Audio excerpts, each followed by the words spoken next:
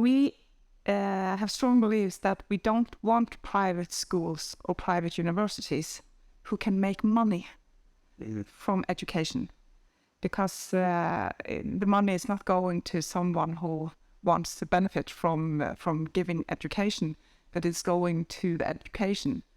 And education is for everybody. It's not dependable on if your parents have a lot of money or if your parents don't have a lot of money. Education is for everybody and it's equal. And it's very, very important to give everybody the same chance to get the education and a job.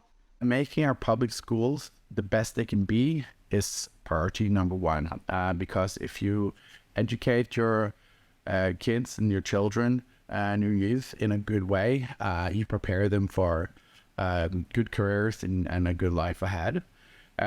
So even though there are a few private alternatives in Norway as well, it is still a fact that, for instance, here in Stavanger, more than 93% of all the kids go to public schools, and the 7% that goes to different private schools are, for instance, international schools. So the American school, the British school, the French school, some more Christian schools are also here. But the vast majority of kids go to the public schools, and our public school programs are very highly financed and very highly on the list of priorities for the constituents when they vote. So that's one of the big things that we have to deliver on, is good school results. So no matter what your background is, if you get into university only based on the grades you got in the level before high school, then you will be free in university, meaning that you will not pay for tuition. You will only pay for your books, but on the same time you will get an amount of money every month that should cover your housing, your food, medic, whatever you need, sort of. Yeah. And that is a set level that you'll get. So everyone get the same amount of money, and you should be able to. It's not a life in luxury, of course, but at least inside you can survive on it. Making sure that you can actually focus on university and not having to work a lot on the side. We believe that when you are in university, that's your job. You should focus on that. You should focus on being smarter and actually learning what you're there for. And therefore, we would actually like to minimize how much you're working on the side. Still, a lot of students are working on the side, and that's also allowed. There's a maximum of how much they can earn on the side to make sure that they're not like having a full-time job and being enrolled in university. Is that because you would look at it as a waste of studying then? Yeah. Okay. It is. We're getting everything here. So we also want you to actually fulfill in the best way you can. That doesn't mean that like you need to get a certain grade or something like that. Mm-hmm. It just means that we want you to focus on what you're doing. And yeah, that's why we pay you an amount of money. And of course you can get more by working on the side, but only to a certain amount. Yeah. So yeah, you can say, as long as you're a student, you will never be able to like build something enormous and earn a lot of money. Or you can, but then you have to choose not to get the money from the state. Okay. But would the tuition still be free? The tuition will still be free. Okay. Yeah. Tuition is always free. In Norway, we have a long-standing tradition to ensure that all public universities are free. And I think maybe 97% of all students in Norway attend some of the different public universities and higher education facilities that we have. Higher education is free and is going to remain free. That means that you don't have a annual tuition.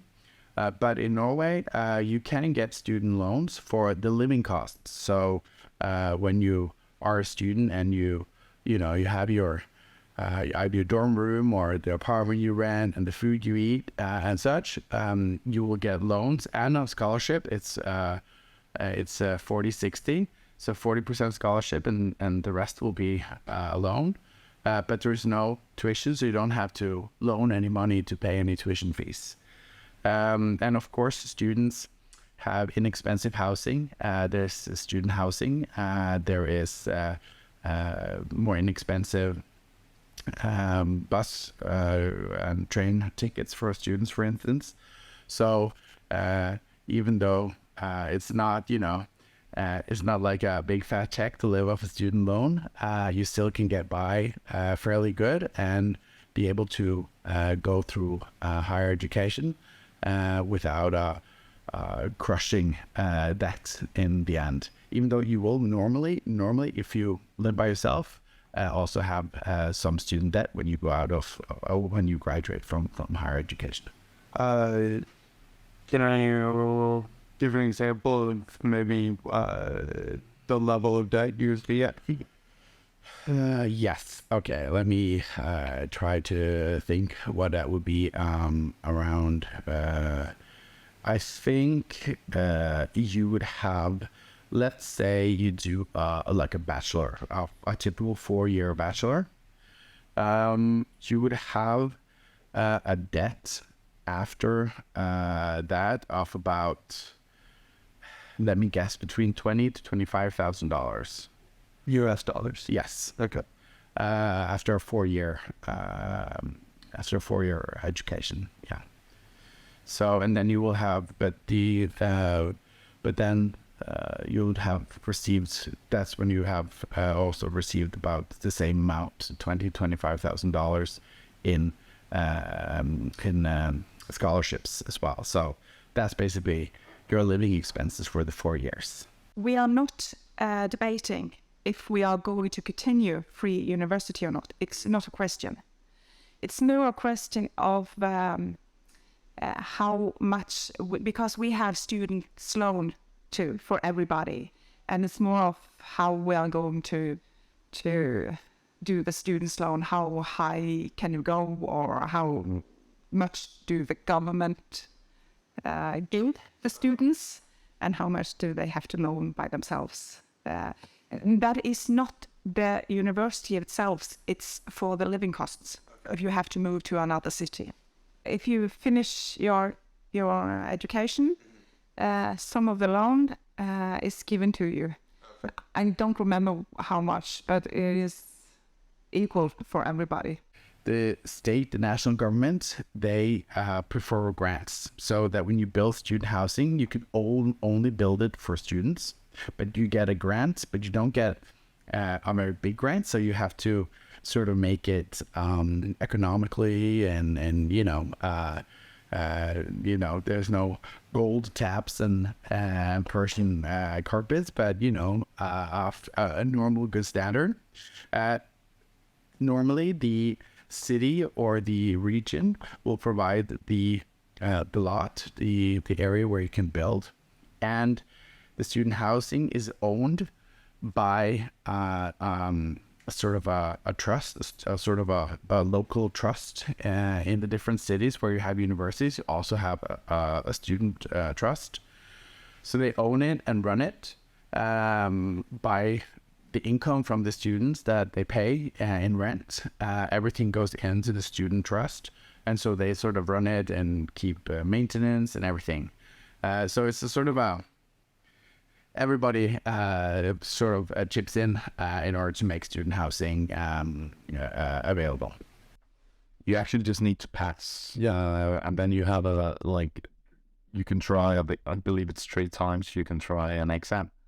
And if you don't pass it, then you cannot move on but that's based on the university, the degree you're taking. And then, of course, there is a maximum of how many years we're paying you. So you cannot be like, here we call them forever students, people who are studying all their life. Mm-hmm. And that has become more difficult to do, and you cannot just continue in education. So there is a maximum of like that you need to fulfill. You can make it a bit longer, but you need to fulfill a 5-year degree. You need to fulfill within 6 years, and then you can. Sometimes we give compensation.